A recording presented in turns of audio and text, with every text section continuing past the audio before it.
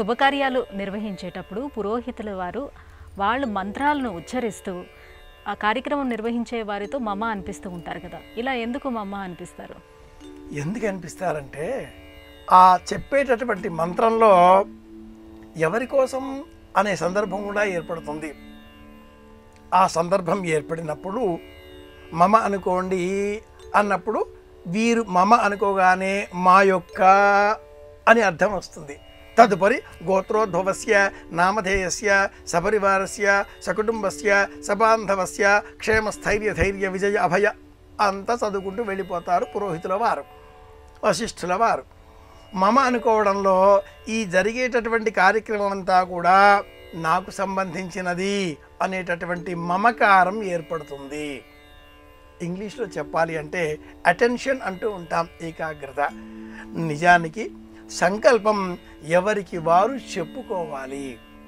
అలా కాకుండా పలు సందర్భాలలో ఈ మంత్రాలు శ్లోకాలు సంస్కృతపరమైనటువంటి ఉచ్చారణ దోషాలతో పలుకుతామేమో అనే అనుమానంతో యజమాని ఉన్న సందర్భాలలో అర్చకుల వారు లేదా వశిష్ఠుల వారు పురోహితుల వారు వారే అంతా చదివేస్తూ ఉంటారు.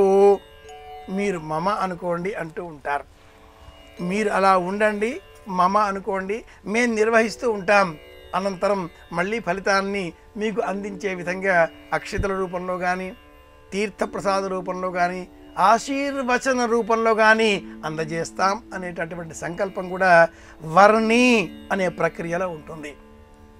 మమ అనుకోకంటే పూర్వమే లేదా మమ అనుకొని సంకల్పం చేసిన తర్వాత మమ నిమిత్తవశాత్ మిమ్మల్ని నిమిత్తమాత్రుడిగా అలా పక్కన ఉంచి మీకు బదులుగా ప్రత్యామ్నాయంగా ఈ క్రియాకలాపం అంతా కూడా నిర్వహించే నిమిత్తమై ఆచార్యత్వేన త్వాం అహం వృణే అని చెప్పి 2 తమలపాకులు ఒక్క అర్చకుల వారి చేతికి అందిస్తారు.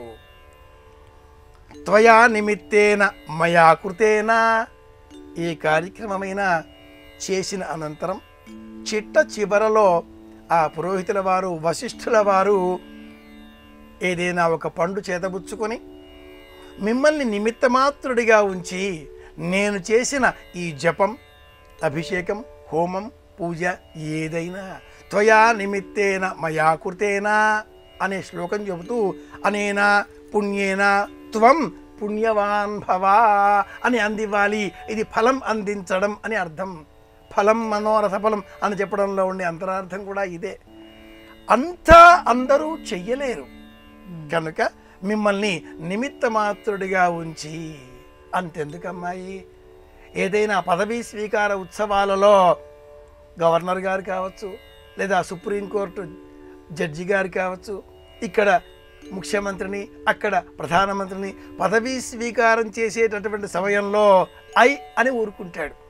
అన్నాక మిగతా అంతా వీళ్ళే చదవాలి, మనం వింటూ ఉంటాం. ఇది ఎలాంటిదో సంప్రదాయంలో ఆర్ష విజ్ఞాన విధానంలో మమ అనుకోవడం కూడా అలాంటిదే.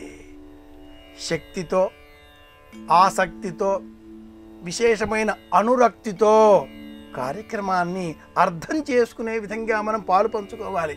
మమ అనుకున్నాం అయిపోయింది నాదే ఉంది అనుకుంటే అది దోషం. ఏదో మమ అనిపించేశారు అని కూడా తెలుగువారు వ్యంగ్యంగా వేళాకోళంగా కూడా ఈ మమ అన్న పదాన్ని వాడుతూ ఉంటారు. ఏదో మమ అనిపించేశారు అలా తంతు. మమ అన్న పదం ఇలా వేళాకోళంగా కూడా మారింది అంటే అర్థం మనమే కారణం. కనుక ఊరికే మమ అనేసి అయిపోయిందిలే అనుకోకుండా అంతా అర్థం చేసుకునే విధంగా మనం కార్యక్రమంలో పాలు పంచుకోవాలి. ఇది భావం.